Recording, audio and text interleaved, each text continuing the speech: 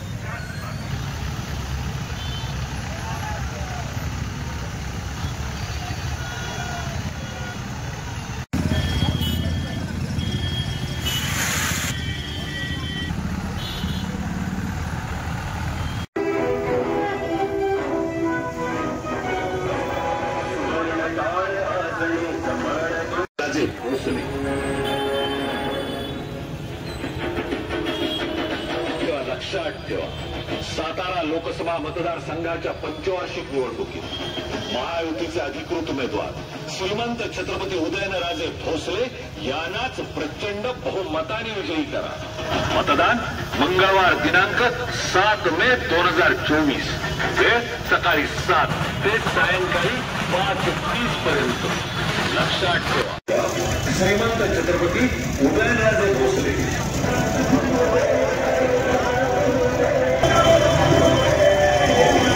छत्रपती उदयनराजेंना निवडून देऊयात, साताऱ्याचा विकास साधूया. आता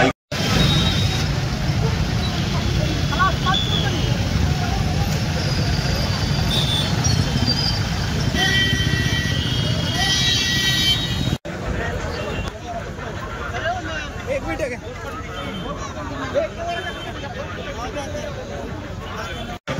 लोककल्याणाचा वारसा आणि प्रत्येकाच्या क्षमतेचा आदर पुढे जाण्याची परंपरा कायम राहणारा जिल्ह्यातील जनतेला नेहमीच गृहीत धरता येईल.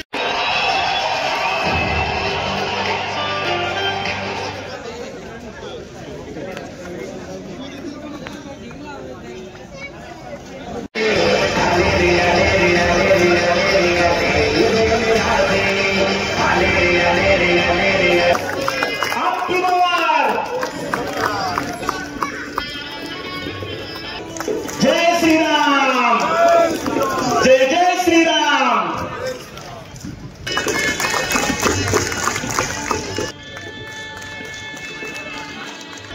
आप्पासू गायकवाड यांचा या पुस्तकाची प्रस्तावना भारतीय जनता पार्टीचे प्रदेशाध्यक्ष माननीय चंद्रशेखरजी बावनकुळे यांनी लिहिलेली आहे.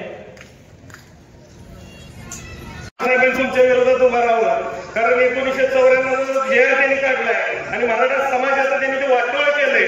आजही आमचा मराठा समाज अजून मोर्चे काढतोय, आंदोलन करतोय. त्यांना मराठ्यांना आरक्षण अजून मिळालं नाही, ते आपल्या सरकारमुळे यावेळी मिळालं. जे आज मराठा समाजाला जे कुणबीचे दाखले यावेळी मिळत आहेत, ते आदरणीय एकनाथ शिंदे साहेब, फडणवीस साहेब आणि आदरणीय अजितदादा यांच्या प्रयत्नामुळे हे शक्य झालं. आणि मध्यंतरी आपल्या पालीमध्ये विरोधकांची एक सभा झाली आणि काय ते टीका केली जाते, टीका केली पण पाहिजे. पण त्या पालीच्या सभेमध्ये एक इतक्या खालच्या पत्तीवर जाऊन एखादी टीका केली. बाळासाहेब खरं बघायला गेलं ते आम्हाला सहन झालं नाही. जरी एक काय असते की 2-3 वर्षापूर्वी तिथं मेधा हॉस्पिटलच्या आपल्या शंभूतीर्थ चौकात आधी ग्राउंड मोकळा असायचं, तमाशातले सगळे पाले त्या ठिकाणी लागायचे. मग गावातली जत्रा असली की आम्ही तमाशा ठरवायला तिथं जायचो. आणि एकदा 2-3 वर्षापूर्वी एक तमाशा ठरवत असताना एक माणूस त्या ठिकाणी आला आणि तमाशाचा एक फडाचा मालक होता. त्याला म्हणू लागला की मला तमाशात काम करायचे, माझी लय इच्छा आहे, मला तुम्ही तमाशात घ्या. तर तो म्हणला आता तो ढोलकी वाजवती तो बुक आहे, ते पियानो वाजवती तो बुक आहे, सगळं जेवण करण्यापासून नाचणाऱ्या ज्या स्त्री असतात सगळ्या बुक आहे. मग तुला काम कुठलं द्यायचं? तो म्हणला काम मला कुठलं पण द्या, पण मला तमाशात यायचं आहे. मग तो म्हणला तमाशात एकच काम आहे. ते म्हणला कुठलं काम आहे? ते म्हणला नाच्याचं काम शिल्लक आहे, करशील का? ते म्हणला करतो. तसं करार उत्तर मधून एक आमच्यातला इलेक्शन लागलं, निवडणूक लागली की एक नाच्या तिथं ह्या फळामध्ये काम करायला येतो आणि काय जी मनाला येईल ती बडबडत असतात. मागच्या वेळी कारखान्याची निवडणूक पण झाली, त्याने टीका केली बाबांच्यावर. आमचे नेते, आमचे दैवत आदरणीय सुरेश बाबांच्यावरती पण टीका केली. पण झालं उलट, 13,000 मताच्या फरकानं आमचा कारखाना आम्ही निवडून आलो. आज तुम्हाला खरं सांगायला गेलं, माझं गाव वडगाव आहे. वडगावात एक लक्ष्मीचं देऊळ आहे आणि कोणाला बसेला तर रेडा होत नसलं तर ते त्या लक्ष्मीला जाऊन आम्ही नवस बोलतो की रेडा झालं तर पहिलं काय असेल ती रेडा सोडेल तुला. तसा लक्ष्मीला एखादा रेडा नवसाला सोडते, तसा उत्तरेत इकडे नवसाला सोडलाय रेडा. तो कायम आमच्यावर टीका करत असतो.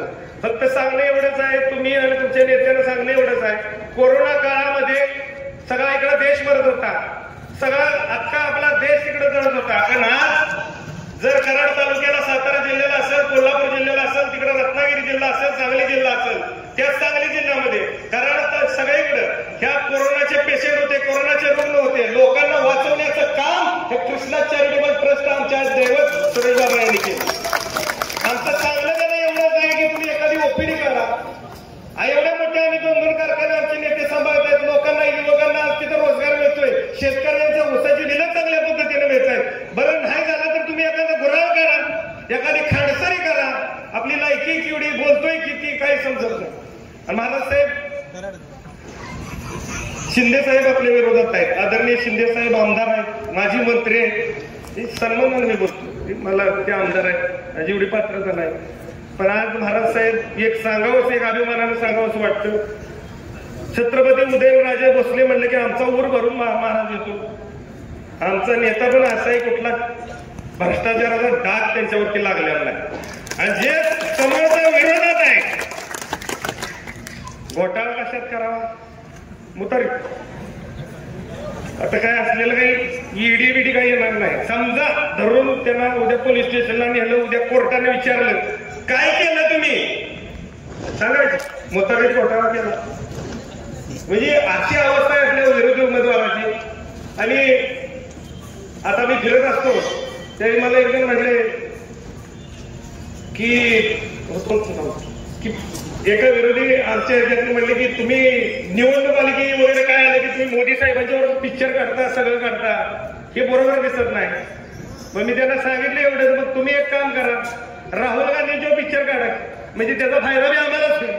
म्हणून या ठिकाणी आपल्याला फार वेळ कमी आहे. आता चिठ्ठी दिल्या, मला बोलायचं भरपूर होतं, लिस्ट मोठी होती, तरी पण आता या ठिकाणी मी थांबतो. आणि लोकसभेमध्ये येणाऱ्या निवडणुकीत 7 मेला नरेंद्र मोदी साहेबांचे हात बळकट करण्यासाठी या ठिकाणी आपण श्रीमंत छत्रपती उदयनराजे भोसले यांना बहुमताने निवडून देऊया, एवढंच मी तुम्हाला सर्वांना आवाहन करतो. आणि नगरसेवक पदापासून आमदार, मंत्री आणि नंतर खासदार अशा विविध पदांना न्याय देण्याचं काम छत्रपती श्रीमंत उदयन महाराजांनी आपल्या कारकिर्दीमध्ये केले. या मतदारसंघात देखील काम करत असताना सगळ्यांना समान न्याय देण्याच्या बाबतीमधली भूमिका ही छत्रपती श्रीमंत उदयन महाराजांनी मागच्या कालावधीमध्ये घेतली. आणि काम करत असताना त्यांचा एक स्वभाव आहे की खऱ्याला खरं म्हणायचं, आणि एखादी गोष्ट चुकीची असेल तर ती गोष्ट चुकीची म्हणायला महाराज साहेब कधीही पुढं मागं पाहत नाही. आणि त्यामुळे आपण सगळ्यांनी मागं अनुभवलेलं आहे की महाराज साहेबांना आपण निवडून दिल्यानंतर देखील मार्ग योग्य नाही असं ज्या वेळेला महाराज साहेबांना वाटलं, ज्या वेळेला त्या पक्षाची देहधोरणं त्यांना पटली नाही, देशाच्या विकासासाठी काय गरजेचं आहे याचा विचार करून छत्रपती श्रीमंत उदयन महाराजांनी निवडून गेल्यानंतर 3 महिन्यामध्ये आपल्या पदाचा राजीनामा दिला. सत्तेचा पदाचा मोह त्यांनी केला नाही आणि छत्रपती श्रीमंत उदयन महाराज हे आदरणीय मोदीजींच्या पाठीशी उभं राहण्याच्या बाबतीमधली भूमिका घेऊन तुमच्या समोर आलं. आता सातत्यानं केंद्र सरकारच्या माध्यमातून विविध विकास कामं ते ह्या भागासाठी करायचा प्रयत्न करत आहेत. आज या जिल्ह्यामध्ये तब्बल 9,900 कोटी रुपयाची कामं ही छत्रपती उदयन महाराजांच्या माध्यमातून आलेली आपल्याला दिसतात. मग ती नॅशनल हायवेची कामं असतील किंवा स्टेट हायवेची कामं असतील, केंद्र सरकारच्या माध्यमातून पाणी पुरवठा योजनांना मोठ्या प्रमाणावर निधी देण्याचं काम असेल, किंवा राज्य सरकार आणि केंद्र सरकारच्या संयुक्त विद्यमानं जी कामं होणं गरजेचं आहे ती कामं करण्याच्या बाबतीमधलं काम त्यांचं असेल. केंद्रामध्ये त्यांचा उत्तम संपर्क हा देशामधल्या सगळ्या नेत्यांशी, आदरणीय गडकरी साहेबांच्या माध्यमातून देखील ओव्हरब्रिजची जी कामं आहेत ती मोठ्या प्रमाणावर करण्याचा प्रयत्न आदरणीय छत्रपती उदयन महाराजांनी केला. कराड शहरामध्ये 14 लेनिंग रस्ता आता होताना आपण प्रत्यक्ष पाहतोय आणि त्या 14 लेनिंग रस्त्याला सुद्धा अतिरिक्त निधी मंजूर करून देण्याच्या बाबतीमधला प्रयत्न हा छत्रपती श्रीमंत उदयन महाराजांनी केला. उमरतच्या पुलाचे प्रश्न असतील किंवा आपल्या मलकापूरमध्ये जाणाऱ्या फ्लायओव्हरचे प्रश्न असतील ते सगळे छत्रपती श्रीमंत उदयन महाराजांनी सोडवले. वेळ प्रसंगी आपल्या मधले जे शिष्टमंडळ आहे ते गडकरी साहेबांपर्यंत पोहोचवण्याचं काम देखील छत्रपती उदयन महाराजांनी केलं. आणि आज सातारा शहरामध्ये मोठ्या प्रमाणावर ग्रेड सेपरेटरचं काम असेल, शहरातल्या रस्त्यांचं काम असेल, पाणी पुरवठा योजनेचं काम असेल, सगळी कामं ही छत्रपती उदयन महाराजांच्या प्रयत्नामधनं झालेली आपल्याला दिसतात. सातारा शहराच्या पाण्याच्या प्रश्नाच्या बाबतीत देखील त्यांनी खूप मोठं काम मागच्या कालावधीमध्ये राज्य सरकारच्या माध्यमातून केलं. आणि त्यामुळं आपल्याला एक असा नेता निवडून देणं गरजेचं आहे ज्यांचा आदरणीय मोदीजी ऐकतात, ज्यांच्या माध्यमातून केंद्र सरकारचा निधी मोठ्या प्रमाणावर आपल्याला येऊ शकतो, राज्य सरकारचा निधी आपल्याला मोठ्या प्रमाणावर येऊ शकतो. आणि आपल्याला सगळ्यांना एका गोष्टीचा अभिमान वाटला पाहिजे की मागच्या 10 वर्षापासून आपण मोदीजींची सभा घेण्यासाठीचा प्रयत्न करतो. 2014 पासून आपला प्रयत्न चालू आहे की एकदा मोदीजींची सभा व्हावी, पण फक्त आणि फक्त छत्रपती श्रीमंत उदयन महाराजांच्या प्रचाराच्या निमित्तानं कराडकरांना विनंती करण्यासाठी, त्यांचा प्रचार करण्यासाठी आज मोदीजी आपल्याकडे आले आणि त्यांनी विनंती केली की प्रत्येकाने घरोघरी जावा, प्रचार करा, माझा निरोप प्रत्येक घरापर्यंत द्या आणि आपले उमेदवार आदरणीय छत्रपती उदयन महाराजांना मोठ्या मताधिक्यानं निवडून. आपण नाका दाखवून दिलं की कमळाला मतदान करण्याच्या बाबतीमधली आपली भूमिका कराडच्या योजना शहरांसाठी केलेल्या. आज तुम्ही देशामधलं कुठलंही शहर पाहिलं तर मोठ्या शहरांचा एक आराखडा तयार करण्याचं काम केंद्र सरकारने केलं. अनेक वर्षापासून मुंबई शहराला मेट्रो देण्याच्या बाबतीमधले स्वप्न अनेक सरकार दाखवत होते, पण आज केंद्र सरकारने मुंबई सारख्या शहराला मेट्रोचं जाळं उभं करून देण्याचं काम केलं. मागच्या कालावधीमध्ये आदरणीय मोदीजींनी घोषणा केली की मुंबईला अहमदाबादला जोडण्याची एक मोठी बुलेट ट्रेन ही देखील आपण जपान गव्हर्नमेंटच्या सहकार्याने करू आणि जपान सरकारच्या सहकार्याने एक बुलेट ट्रेन ही देखील मोदीजींच्या माध्यमातून तयार होताना आपण आपल्या डोळ्यांनी पाहतो. आज पुणे मेट्रो असेल, नागपूर मेट्रो असेल, मुंबई सारख्या शहरामध्ये इथेनॉलवर चालणाऱ्या बसेस असतील, नागपूर सारख्या शहरामध्ये इथेनॉलवर चालणाऱ्या बसेस असतील, अशा प्रकारचे दूरदृष्टिकोन ठेवून एक चांगला या भागाचा विकास करण्यासाठी, शहरांचा विशेषतः विकास करण्यासाठीचा प्रयत्न हा केंद्र सरकारच्या माध्यमातून होताना आपल्याला दिसतो. अटल मिशनच्या माध्यमातून अनेक विविध कामं ही मोठ्या शहरांमध्ये होताना आपल्याला दिसतात. आपल्या कराड शहरामध्ये देखील आपण मागच्या कालावधीमध्ये आदरणीय देवेंद्रजी फडणवीस साहेबांना विनंती केली की या शहरामध्ये स्वर्गीय चव्हाण साहेबांच्या काळामध्ये स्टेडियमची उभारणी झाली होती आणि तेव्हापासून आतापर्यंत स्टेडियमच्या डागडुजीसाठी देखील योग्य तो निधी उपलब्ध झाला नाही. आणि देवेंद्रजींनी कृषी प्रदर्शनाच्या त्यांच्या भाषणामध्ये घोषणा केली.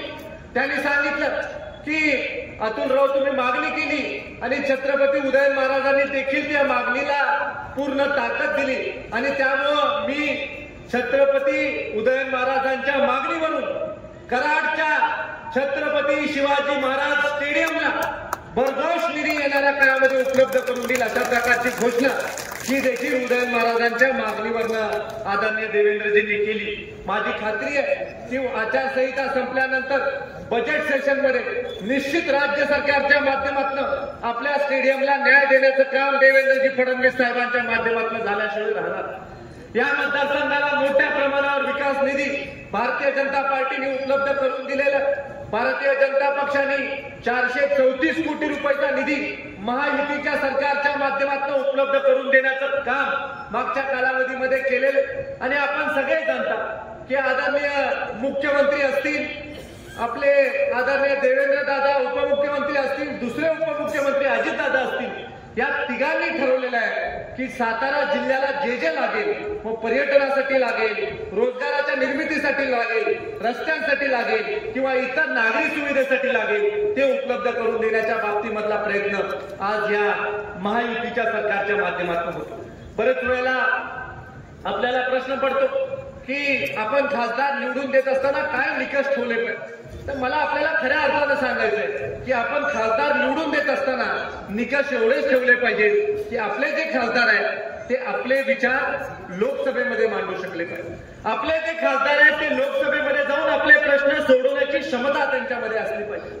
आपले जे खासदार आहेत त्यांचं केंद्र सरकारच्या नेतृत्वाशी सलोख्याचे संबंध असले पाहिजेत. आपले जे खासदार आहेत त्यांना दूरदृष्टिकोन असला पाहिजे या भागाच्या विकासासाठी, या लोकांच्या विकासासाठी. परवा देखील आदरणीय मोदीजींच्या भाषणाच्या आधी आदरणीय छत्रपती उदयन महाराजांनी काही महत्वपूर्ण मुद्दे मांडले. त्यामध्ये एक महत्वपूर्ण मुद्दा त्यांनी मांडला, त्याचा देखील उल्लेख मी आज करू इच्छितो की हर हर कृष्णेसारखा प्रकल्प, जसा गंगेचा प्रकल्प आदरणीय मोदीजींनी केला, तसा कृष्णा नदीचा प्रकल्प, जी नदी आपल्याला जीवनदान देते, ज्या नदीच्या माध्यमातून या परिसराचा विकास झालाय आणि ज्या नदीच्यामुळे या परिसरामध्ये सुजलाम सुफलाम आपण झालेलो आहे, त्या नदीची सेवा करण्याची मानसिकता ही आपले उमेदवार छत्रपती श्रीमंत उदयन महाराजांनी ठेवली. आणि त्यामुळे अशा प्रकारचा खासदार आपल्याला निवडून दिला पाहिजे, जे खासदार या परिसराच्या 25 वर्षाच्या भवितव्यासाठी, येणाऱ्या काळामध्ये आपल्या तरुण पिढीच्या भवितव्यासाठी विचार करू शकतो. त्याने उल्लेख केला की मला या परिसरामध्ये IT पार्क उभा करायचा आहे, मला या परिसरातल्या तरुणांच्या हाताला काम देण्याच्या बाबतीमधला प्रयत्न करायचा आहे. आणि त्यामुळे त्यांनी आपलं विजन हे आपल्या समोर ठेवलेलं आहे. आणि त्यामुळे आपली सगळ्यांची जबाबदारी आहे की आपण सगळ्यांनी एकत्रित येऊ. राजू बाबा असतील, भारतीय जनता पार्टीचे नगरसेवक असतील, कार्यकर्ते असतील, शिवसेना शिंदे गटाचे कार्यकर्ते असतील, राष्ट्रवादी काँग्रेस पार्टीचे कार्यकर्ते असतील, रासपचे कार्यकर्ते असतील, बळीराजा शेतकरी संघटनेचे कार्यकर्ते असतील, रयत क्रांती संघटनेचे कार्यकर्ते असतील, जितके म्हणून आपले घटक पक्ष आहेत त्या सगळ्या घटक पक्षांनी, RPI सारखा आपला पक्ष असेल जो ताकदीनं आज कामाला लागलाय, असे सगळे घटक पक्ष आपले ताकदीनं छत्रपती श्रीमंत उदयन महाराजांच्या पाठीशी उभे राहिले पाहिजेत. आणि खऱ्या अर्थानं मला खात्री वाटते की कराड दक्षिण विधानसभा मतदारसंघामधून महाराज साहेब आम्ही निश्चित स्वरूपी तुम्हाला आघाडी दिल्याशिवाय राहणार नाही, एवढी विनंती, एवढी सगळ्या कार्यकर्त्यांच्या वतीनं मी तुम्हाला आश्वस्त करू इच्छितो. मी सगळ्यांना विनंती करतो की शेवटचे 4 दिवस आपले प्रचाराचे राहिलेले आहेत, आपण सगळ्यांनी ताकदीनं प्रत्येक घरामध्ये गेलं पाहिजे.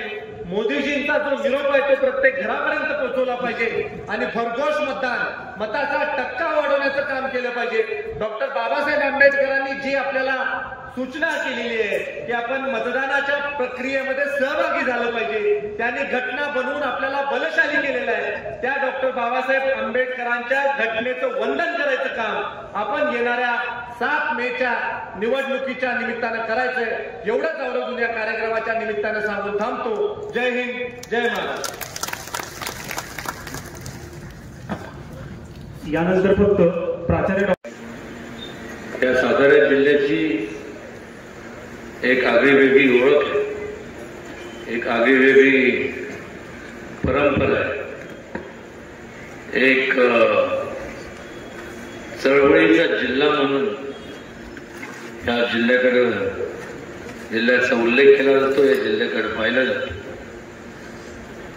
या जिल्ह्यात, या भूमीत अनेक चळवळी जन्म घेतला. स्वातंत्र्याची चळवळ असेल, स्त्रियांच्या शिक्षणाची चळवळ असेल, पत्री सरकार असेल, सत्यशोधकांची चळवळ असेल, असंख्य चळवळीचा हा जिल्हा.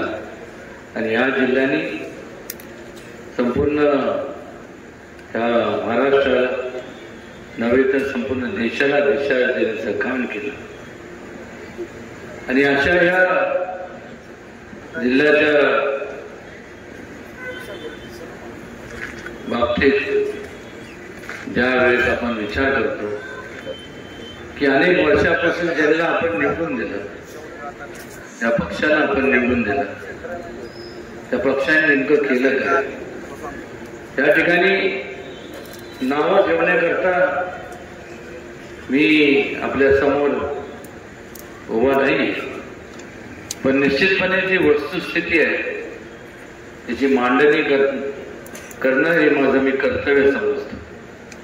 जवळपास 50-55 वर्ष तुम्ही आम्ही सगळ्यांनी काँग्रेस आणि मित्रपक्षांना निवडून दिलं, पण मात्र या 55 वर्षाचा कालावधी जर पाहिला तर नेमकं काय घडलं आणि घडण्याचं कारण काय यावर सुद्धा प्रकाश आपल्याला टाकावा लागला. या संपूर्ण 50 वर्षाच्या कालावधीमध्ये जर काय घडलं असेल तर महात्मा गांधींचे जे विचार होते त्याला तिलांजली देण्याचं काम घडलं. पण महात्मा गांधी त्या काळात पंचायत राजची संकल्पना मांडली होती. संकल्पना काय होती की जोपर्यंत सत्तेचं विकेंद्रीकरण होत नाही आणि विकेंद्रीकरण होऊन सर्वसामान्य माणसांच्या हातात सत्ता स्थानं दिले जात नाही तोपर्यंत खऱ्या अर्थाने लोकशाही या देशात नांदणार नाही. आणि या 50-55 वर्षाच्या कालावधीत आपण जरा वळून पाहू की नेमकं या उलट सगळं झालं. सत्तेचं विकेंद्रीकरण तर लांब राहिलं, पण मात्र मोठ्या प्रमाणावर सत्तेचं केंद्रीकरण झालं. आणि जेव्हा केंद्रीकरण होतं त्यावेळेस संपूर्ण अधिकार एका विशिष्ट लोकांकडे असतात आणि मग लोकांना सोयीप्रमाणे त्यांचा लोकांचा समाजाचा लोकशाहीतले तुमच्यासारख्या राजांचा स्वतःच्या सोयीसाठी सोय करतात, स्वतःच्या स्वार्थाकरता स्वतःच्या संपूर्ण त्यांचा वापर केला जातो, त्यांना वापरलं जातं. हेच नेमकं घडत आलं. 1, 2, 3 असं बघता बघता अनेक वर्ष पार पडले. लोकांमध्ये त्या काळात अनेक घोषणा दिल्या गेल्या, जसं मगाशी दिलीपराव कांबळेंनी सांगितलं, गरिबी हटाओ, देश बचाओ, जय जवान जय किसान, या घोषणाच लावून गेल्या. आणि त्यामुळे लोकांनी ज्या अपेक्षाने ज्या काँग्रेसला त्यांच्या मित्रपक्षांना निवडून दिलं तर त्यांच्या मोठ्या प्रमाणावर असंतोष निर्माण झाला. त्याचं रूपांतर एका चळवळीत झालं.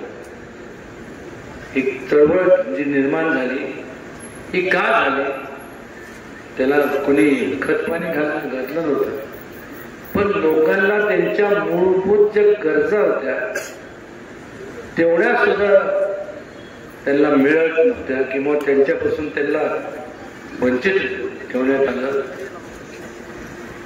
आणि त्यामुळं मोठा उठाव या देशभरात झाला. आणि संविधाना बाबतीत जे बोलतात की संविधान आम्ही म्हणजे भारतीय जनता पक्ष आणि युती शासन महायुतीचं सरकार हे बदललं. खरं तर संपूर्ण त्या काळात एमर्जन्सी लागू करून त्या काळात काँग्रेसच्या ज्येष्ठ नेत्या पंतप्रधान इंदिरा गांधींनी त्या संपूर्ण कॉन्स्टिट्यूशन म्हणा ती संविधान याचा संपूर्ण खात्मा करून टाकला. जो कोण स्वतः ज्याच्यावर अन्याय होतो तो निश्चितपणे आवाज उठवतो. कारण ज्या वेळेस आपण आपल्या लोकप्रतिनिधींना निवडून देतो तेव्हा त्या लोकप्रतिनिधींकडनं तुमच्या लोकांच्या अपेक्षा असतात आणि नेमकं त्याकडे दुर्लक्ष केलं गेलं एवढे वर्ष. आणि त्यामुळं ज्यांनी होणारा अन्याय त्यांनी त्याच्या विरोधात आवाज उठवल्यानंतर त्यांना जेलमध्ये पाठवण्यात आलं. संपूर्ण दामटून ठेवण्याचं काम केलं. ही वस्तुस्थिती आहे. काय निवडणूक आहे म्हणून मी बोलत नाही. हे सांगण्याचं कारण एवढंच होतं की एका काळी जो संपूर्ण देशावरती राज्य करत होता म्हणजे स्वातंत्र्यानंतर जवळपास 50-55-60 वर्ष ज्या पक्षाने राज्य केलं आज त्या पक्षाची अवस्था म्हणजे दुर्दशा बघा. त्या काळात फक्त 2च भारतीय जनता पक्षाचे खासदार होते, अटल बिहारी वाजपेयीजी आणि लालकृष्ण अडवाणीजी. आणि मग लोकांनी ठरवलं, तुम्ही लोकशाहीतल्या राजाने निर्णय घेतला की आता बस, आपल्याला जर आपलं विकास घडवून आणायचा असेल, आपल्याला डेव्हलपमेंट आपल्याला करायचे असेल, आपल्या कुटुंबातल्या तरुणांना भविष्य काय पाहायचं असेल, तर ही संपूर्ण हे शासन नको, महाविकास आघाडीचं अजिबात शासन नको, आणि निर्णय घेण्यात आला. आणि त्यामुळं परिवर्तन झालं. आज संपूर्ण देशभरात, केंद्रात आणि राज्यांमध्ये या देशातला सगळ्यात मोठा पक्ष जर कुठला असेल तर भारतीय जनता पक्ष, आणि त्यांना साथ देणारे त्यांचे महायुतीतले संपूर्ण मित्र पक्ष. आणि मग केवळ ह्या देशात नाही तर जगभरात आज भारतीय जनता पक्ष सगळ्यात मोठी पक्ष म्हणून, पार्टी म्हणून आज भारतीय जनता पक्षाची ओळख निर्माण झाली. सांगण्याचं एवढंच कारण की जे 55 वर्षात जे घडलं नाही, फक्त घोषणा दिल्या गेल्या, घोषणा त्यांनी दिल्या, पण या 10 वर्षाच्या कालावधीमध्ये त्या घोषणाची दिलेल्या लोकांनी वचनपूर्ती केली नाही. पण त्याची वचनपूर्ती म्हणा, ते अंमलात किंवा ते पूर्ण जर कोणी केले असेल तर मला अभिमानाने सांगावंच वाटतं की भारतीय जनता पक्ष आणि महायुतीने या संपूर्ण त्या पूर्ण केल्या. गरिबांच्या बद्दल बोललं गेलं, पण कुठलीही उपाययोजना आखली गेली नाही. त्याचबरोबर जवानांच्या बाबतीत बोललं गेलं, शेतकऱ्यांच्या बाबतीत बोललं गेलं, शेतकरी म्हणजेच किसानच्या बाबतीत बोललं गेलं, पण कुठल्याही प्रकारची योजना आखली गेली नाही. पण मात्र भारतीय जनता पक्षाने एक स्थिर सरकार जेव्हा असतं त्यावेळेस एक प्रकारचं नियोजनबद्ध कार्यक्रम राबवता येतो. आणि संपूर्ण या देशातल्या जे दुर्लक्षित, दुर्गम भागात राहणारे आणि जे लोक आहेत, जो वर्ग आहे, महिलांचं सक्षमीकरण असेल, त्याचबरोबर तरुणांचं एम्पॉवरमेंट असेल, मेक इन इंडिया असेल, क्रीडा क्षेत्र असेल, अशा वेगवेगळ्या क्षेत्रामध्ये मोठ्या प्रमाणावरती आपण जर पाहिलं तर मोठ्या योजना राबवल्या गेल्या. आज संपूर्ण प्रत्येकाला एक आशेचं किरण आता नजरेसमोर दिसायला लागले, आणि ते सुद्धा मोदीजींच्या कुशल नेतृत्वाखाली भारतीय जनता पक्ष आणि मित्र पक्षाच्या मुळे आज ही परिस्थिती निर्माण झाली. आणि दुसऱ्या बाजूला जर आपण पाहिलं महाविकास आघाडी, मला तर आवर्जून कधी कधी असं वाटतं की ती महाविकास नाही, महाविकास आघाडी आहे. कारण ज्या वेळेस कुठलेही काम न करता लोकांसमोर जाण्याचं धाडस एक लोक कसे करतात हे आपण त्यांना तेव्हा तुमच्याकडे त्यांना आवर्जून विचारणं गरजेचं आहे. आणि मग स्वतःचा नाकर्तेपणा किंवा कुठलेही नाकर्तेपणा घडवण्याकरता मग एकच गोष्ट होते, ते म्हणजे दुसऱ्याला नावं ठेवणं. त्यांनी असंच केलं, ते संविधान बदलणार आहे आणि ते तसेच आहे, जातीवादी पक्ष आणि त्यांना जवळ करू नका. त्याचबरोबर संपूर्ण मुस्लिम समाजाच्या विरोधातला हा पक्ष आहे. मला आवर्जून या ठिकाणी मला कळत नाही की मगाशी सुरुवातीला प्रास्ताविक त्यांनी केलं, त्यांनी थोडक्यात त्यांनी सांगितलं, पण 23 मार्च 94 तुम्ही बघा तुमच्या गुगलवरती किंवा तुम्ही जावा, शोध घ्या, कम्प्युटरवरती जावा, तुम्हाला सगळं त्याच्यात इतिहास मिळेल. 23 मार्च 94 त्यांनी एक नोटिफिकेशन काढलं. गव्हर्नमेंटचं GR पण नाही, नोटिफिकेशन. आणि काय केलं तर त्यात त्यांनी संपूर्ण आज जे जाती जातीमध्ये तेढ जे निर्माण झालेले पाहणं, हे तेढ निर्माण करायचं पाप त्यांनी केलं. मंडळाचे त्यावेळेस BP सिंग हे पंतप्रधान होते. त्यावेळेस मंडळ आयोग त्यांनी बनवलं, तयार केला. मंडळ आयोग म्हणजे काय, आर्थिकदृष्ट्या दुर्बल यांना संपूर्ण सवलती दिल्या जाव्यात. पण झालं काय, त्याचा अर्थ काय काढला की फक्त मागासवर्गीय लोकांकरता ते लागू केलं. अत्यंत चुकीचं आहे. कुठल्याही जाती जमातीतला माणूस जरी असला आणि आर्थिकदृष्ट्या दुर्बळ असला, त्या क्रायटेरियाखाली त्या मुद्द्याखाली प्रत्येकाला ती सवलत शैक्षणिक असेल, चांगलं घरकुलची असेल, ती प्रत्येकाला मिळाली पाहिजे. त्या संपूर्ण देशातल्या प्रत्येक जे नागरिक आहे त्याला एक चांगलं जीवन जगण्याचा, तुम्हाला आम्हाला सगळ्यांना जीवन जगण्याचा अधिकार आहे.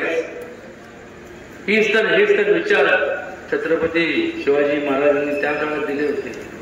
समतेचा विचार दिला, सर्व धर्म समभावाचा विचार दिला. आणि ह्यांनी तर एवढं सगळं स्वतःच्या म्हणजे समाजाचा विचार न करता, एक ते राजे होते ज्यांनी लोकांचा कल्याणाचा विचार केला आणि त्या दिशेने वाटचाल केली.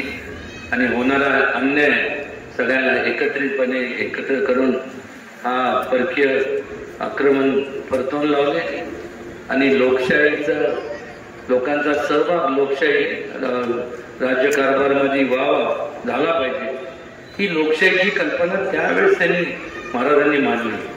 लोकशाहीचे खरे जनक म्हणजे छत्रपती शिवाजी महाराज.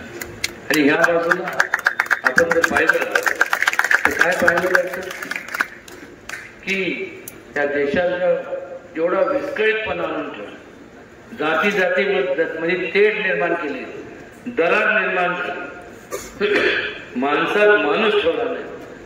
शिवाजी महाराजांनी समाजाचा विचार केला, समाजाच्या एकतेचा विचार केला. आणि ह्यांनी समाजाचा विचार केला नाही, ह्यांनी स्वतःचा वैयक्तिक स्वार्थ, मी स्वतःचा वैयक्तिक विचार केला की ह्यांना ह्यांच्या पलीकडे दिसत नाही. आणि तो विचार केल्यामुळं समाजाचे तुकडे झाले तरी चालतील, पण मला माझा स्वार्थ साधला गेला पाहिजे. एवढा कमकुवत, एवढा निष्क्रिय, एवढा म्हणजे गलिच्छ विचार यांनी सर्व केला. आणि आज हा विचार करत असताना यशवंत विचारांचं तुम्ही सांगता की आम्ही पायिक आहोत, कुठल्या हिशोबाने आपण असं विचार करणारे यशवंत विचारांचे पायिक होऊच शकत नाही. यशवंत विचार म्हणजे लोक कल्याणाचे विचार.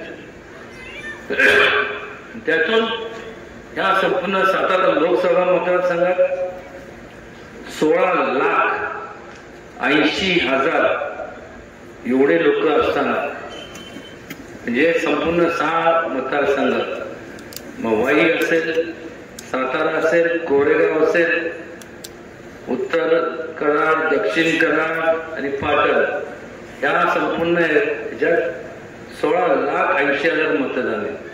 आणि ह्या संपूर्ण 16,80,000 म्हणजे त्याला आपण भिंग म्हणतो ना, मॅग्निफाईंग ग्लासला भिंग म्हणतो ना. म्हणजे त्यांच्या मनात यशवंत विचार होते, त्यांनी ते मॅग्निफाईंग ग्लास घेतला, प्रत्येक तालुक्यात गेले, बारकाईने बघितलं, इकडं गेले, तिकडे गेले, ही जिल्हा परिषद, पंचायत समिती, सगळ्या गण गटात गेले, नगरपालिकेच्या याच्यात गेले. आणि मग त्यांना असा एक व्यक्ती मिळाला की त्याला उमेदवारी दिली. आणि ज्याला उमेदवारी दिली त्यांनी आज ज्याला दिली त्याचे आज संपूर्ण शिष्टाचार तर लांब राहिला, संपूर्ण भ्रष्टाचाराचा संपूर्ण सगळं इतिहास असणाऱ्या व्यक्तीला दिला. म्हणजे ह्या 16,80,000 लोकांमधनं एकही चारित्र्य संपन्न माणूस किंवा उमेदवार त्यांना मिळाला नाही का? म्हणजे असंच म्हणावं लागेल की त्यांच्या अवतीभोवती सगळे घोटाळेखोर आहे, असंच त्याचा अर्थ होतो. कारण की शोधत असताना तर त्यांना असा उमेदवार मिळाला. फार बोलण्यापेक्षा मला एकच आपल्याला सांगायचं वाटतं की मागच्या जन्मी माझ्याकडनं थोडंसं किंचित जास्त पुण्याचं काम घडलं असावं, म्हणून एवढ्या मोठ्या घराण्यात जन्माला माझा योग आला. हे योगायोगाच्या गोष्टी आहेत. माझ्या ठिकाणी तुम्ही असता, कोणी पण असू शकता, आणि मग तुम्ही असता तर नीट ऐका मी काय म्हणतोय ते. तुम्ही असता तर मी सुद्धा तुमच्याकडनं जे कोण असते, मी सुद्धा त्या व्यक्तीकडनं आपण सगळ्यांनी अपेक्षा त्याच केल्या असतात ज्या तुम्ही माझ्याकडनं करताय, की ह्या घराण्याचा मी वारसा सांगतो, त्याचा वसा पुढं घेऊन जात असताना छत्रपती शिवाजी महाराजांचे विचार याचं पालन करणं मी माझं कर्तव्य समजतो. आणि लोकांकडून गेले 30-32-35 वर्ष सर्वसामान्य माणसांना, लोकांना कुठल्याही जाती धर्म मी इथं मानत नाही. मनुष्य हीच जात आहे असं मी मानतो. आणि त्यामुळं की ते मानून कधी या याच्यात मी राजकारणात जरी असलो तरी राजकारण कधी केलं नाही. केलं तर लोकहिताचं, लोकांच्या उपयोगी, त्यांच्या कुटुंबाचं जीवनमान कसं उंचवलं जाईल, त्यांना सुखसोयी कशा मिळतील याचं समाजकारण केलेलं, एवढंच या ठिकाणी मला आवर्जून नमूद करायचं. बोलण्यासारखं भरपूर आहे, किती बोलायचं. आज तुम्ही लोकशाहीतले राजे आहात. निवडणुका आल्या की बघा, तुम्ही कधी पण नोटीस करा, कधी पण तुम्ही बारकाईने निरीक्षण करा. फार येणार चकाचक कपडे बिपडे असं तसं भांग बिंग पाडून सगळे, आणि मग पेंबीच्या देठापासून बोलणार. तळागाळच्या लोकांबद्दल जी तळमळ आहे ती आम्ही समोरच्या बोलताना आपल्याला वाटलं पाहिजे, अरे वा, ते उदयनराजे बिंदराजे कोण नाही, हाच खरा उमेदवार. तळागाळातल्या लोकांबद्दल आम्ही हे करू, ते करू, ते करू, ते करू, ते करू, हे बोलत असताना त्यांच्या मनात एकच असतं की यांचे मत आपण मिळवू, करू नये, तुमचे मत मिळवू. आणि मग एकदा निवडणूकचा निकाल लागला, मग त्या पदावरती किंवा निवडून आल्यानंतर त्याच तळमळीच्या लोकांबद्दल, तळागाळातल्या लोकांबद्दल तळमळीने जे लोक बोलत होते त्याच लोकांकडे पाठ फिरवली गेली. त्याच लोकांना जास्तीत जास्त गाळात घालण्याचं काम हे आजवर झालेलं आहे. ही वस्तुस्थिती. त्यामुळेच एवढा मोठा देशात उठाव झाला, त्यामुळेच तर एमर्जन्सी लागू केली. 55 वर्षाच्या कालावधीमध्ये त्यांनी जे केले नाही, आता अजून किती वर्ष देणार.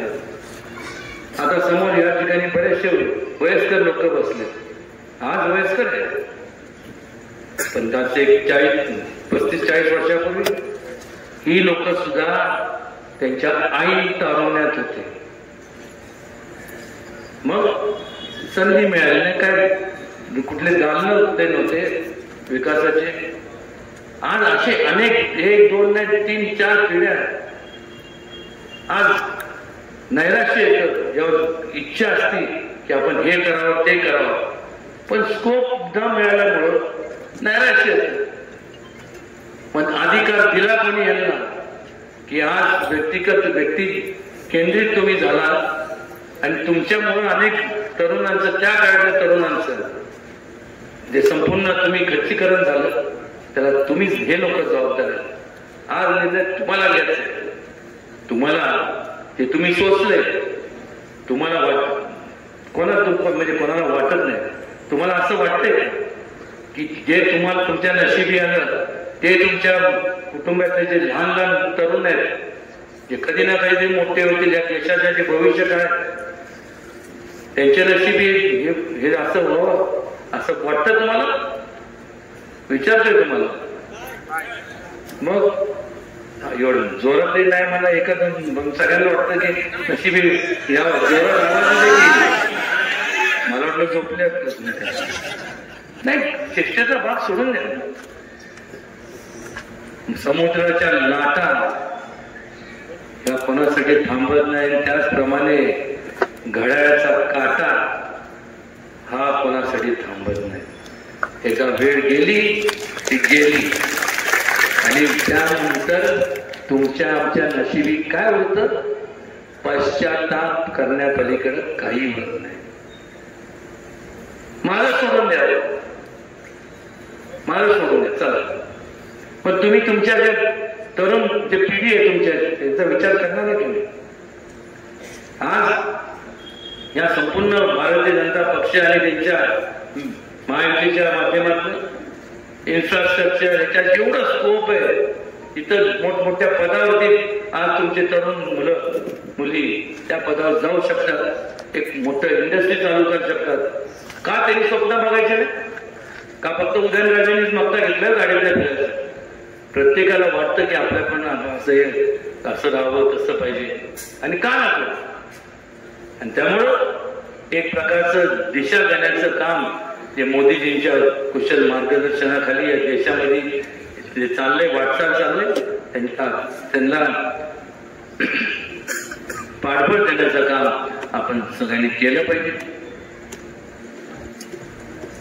जेवढं तुमचं मत बटन दाबून तुम्ही मला देणार आहात ते जेवढं महत्वाचं आहे, त्याच्यापेक्षा जास्त महत्वाचं माझ्याकरता तुमचं वैयक्तिक महत्वाचं आहे, पण त्याच्यापेक्षा जास्त तुमचं वैचारिक मत महत्वाचं आहे, तुमचे विचार महत्वाचे आहेत.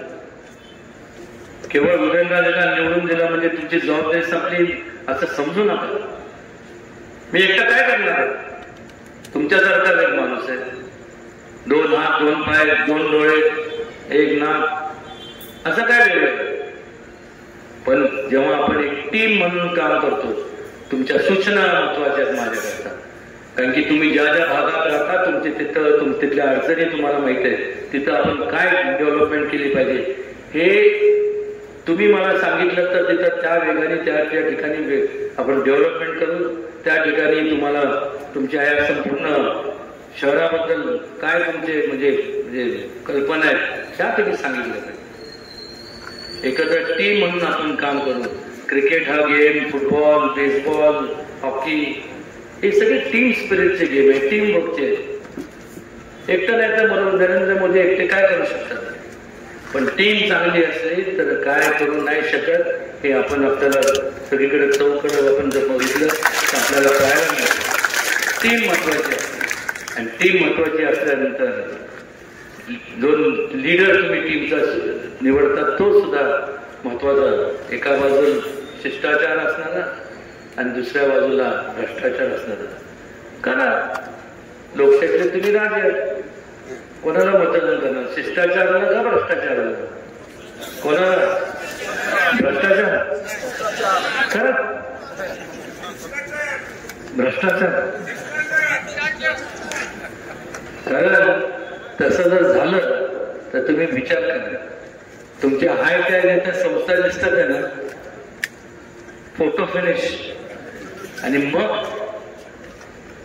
पश्चाताप जो होतो त्याला जबाबदार तुम्ही असणार आहे. फार मी बोलणार नाही, बोलण्यासारखं भरपूर आहे. तुम्ही सगळे आता मतदारांचा अधिकार तुम्हाला प्राप्त झालेला आहे. फार बोलण्यापेक्षा तुम्ही सुज्ञ मतदार राजे आहात. योग्य तो निर्णय घ्या आणि वाटल त्या परिस्थितीत मला निवडून द्या. कळलं का? हा आवाज एकदम वाढला, मी तरी काय करणार? कधी ऍम्प्लिफायरचा आवाज वाढतो ना, तुम्ही म्हणणार असता असं का डोस बघतो जाता काय बघू नका, जे बघायचं आता बघा. 7 तारखेला तर सगळ्या बघू नका. हे 2 नंबर जे पटन तेच दाबा आणि आपला आशीर्वाद मला द्या, एवढंच या ठिकाणी विनम्रपणे सांगतो. आणि आपण या ठिकाणी वेळात वेळ काढून आला